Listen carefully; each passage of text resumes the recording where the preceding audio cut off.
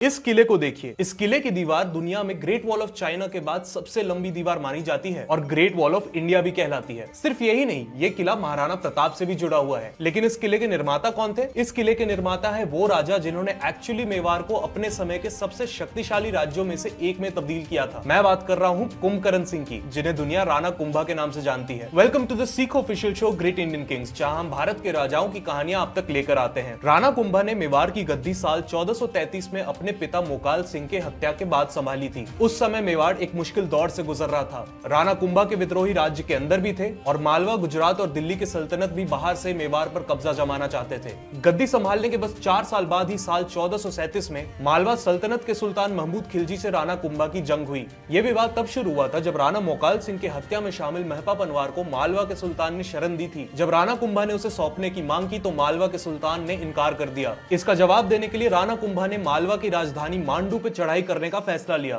Battle of Sarangpur में राणा कुंभा की सेना मालवा की सेना से टकराई और मालवा की सेना को एक करारी हार दी। सिर्फ यही नहीं, सुल्तान महमूद खिलजी को बंदी बनाने में भी कामयाब रहे और 6 महीने तक उन्हें बंदी बनाए रखा, लेकिन इसके बाद उन्हें छोड़ दिया। आगे चल के मालवा के सुल्तान को राणा कुंभा ने साल 1442 और साल 1446 में भी हराया। सिर्फ यही नहीं, अपने 3 दशकों के राज में गुजरात के अलग अलग सुल्तानों को भी इन्होंने जंग में धूल चटाई और मेवाड़ को सक्सेसफुली डिफेंड किया। राणा कुंभा के अंडर मेवाड़ का कंट्रोल राजस्थान के अधिकांश हिस्सों और मालवा के कुछ इंपॉर्टेंट एरियाज तक फैल गया था। मेवाड़ के डिफेंस को मजबूत बनाने के लिए इन्होंने कई किलों का निर्माण किया। इनफैक्ट मेवाड़ के 84 किलो में से 32 का निर्माण राणा कुंभा ने ही किया था। इन्हीं में से एक था अरावली की पहाड़ियों में बसा कुंभलगढ़ का किला। राणा कुंभा की लेगेसी सिर्फ जंग की मैदान तक सीमित नहीं थी। फोर्ट्स के अलावा इन्होंने कई मंदिरों का भी निर्माण किया, जैसे चित्तौर की कुंभ श्याम मंदिर और कुंभलगढ़ की नीलकंठ महादेव मंदिर और वेदी जैन मंदिर। 1437 में मालवा के सुल्तान पर अपनी जीत को कमेमोरेट करने के लिए इन्होंने विजय स्तंभ का भी निर्माण करवाया था। आर्किटेक्चर के अलावा राणा कुंभा कला और संस्कृति के भी प्रेमी थे। वीणा बजाने में इन्हें महारत हासिल थी। संगीत और संस्कृत भाषा के भी ये ज्ञानी थे। इनफैक्ट इन्होंने संस्कृत में संगीत राज, संगीत मीमांसा और सूत प्रबंध जैसे कई किताबें लिखी, जो म्यूजिकल थ्योरी और कॉन्सेप्ट्स के इनके नॉलेज को दर्शाता है। इनके दरबार में भी दिग्गज स्कॉलर्स, पोएट्स और म्यूजिशियंस शामिल थे। शौर्य की मिसाल राणा कुंभा की लाइफ की एंड काफी ट्रेजिक थी। बाहरी ताकतों को हराने में सफल रहे इस राजा को अपने ही घर में विश्वासघात का सामना करना पड़ा। साल 1468 में इनके अपने ही बेटे उदय सिंह ने इनकी हत्या कर दी। उदय सिंह खुद एक मजबूत शासक नहीं साबित हुए।